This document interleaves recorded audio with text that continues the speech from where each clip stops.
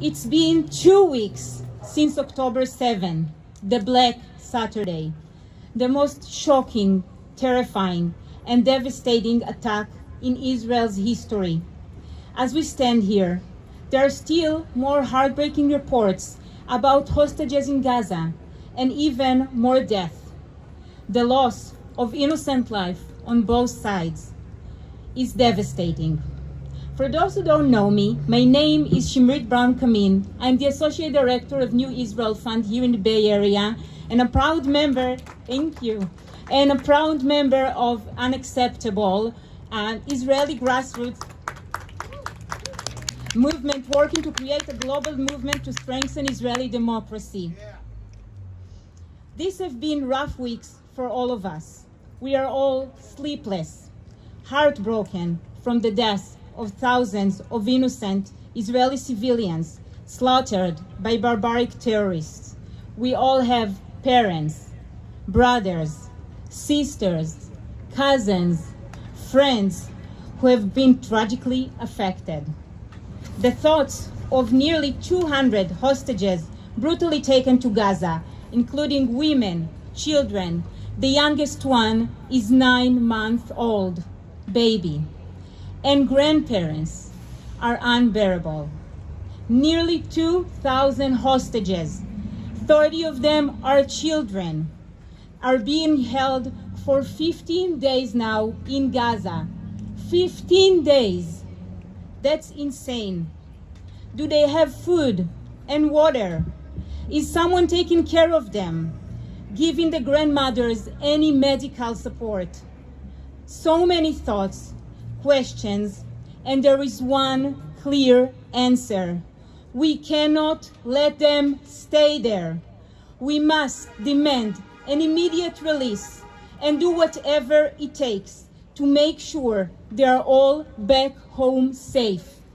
And we should do whatever we can from here to make this call loud and clear. Say it with me. Bring them home. Bring them home. Bring them home. Bring them home. Bring them home. Bring them home. Bring them home. Bring them home. Bring them home. Bring them home. Bring them home. Bring them home. Bring them home. Bring them home. Bring them home. Bring them home. Bring them home. Bring them home. Bring them home. On Friday, we received some good news as Hamas released 2 hostages, Judith Ranan and her daughter Natalie. It's a relief, but it doesn't say anything about the rest of the hostages. David Meidan, a former Mossad official who has a track record on these issues, says the time is running out. If we wait until the war is over, it might be too late. The crisis in Israel now is unprecedented. While families are still burying their loved ones, many Israeli survivors cannot go back to their homes. They left everything behind and ran for their lives. There is a lot of criticism on the Israeli government's blunders on October 7 and the incompetent management of the crisis. But we want to focus here on the most pressing issue.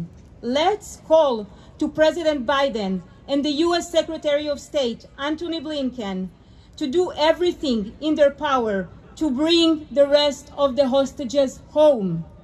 Let's call to the Israeli government to do whatever it takes to bring them home. Bring them home. Bring them home. Bring them home. Bring them home.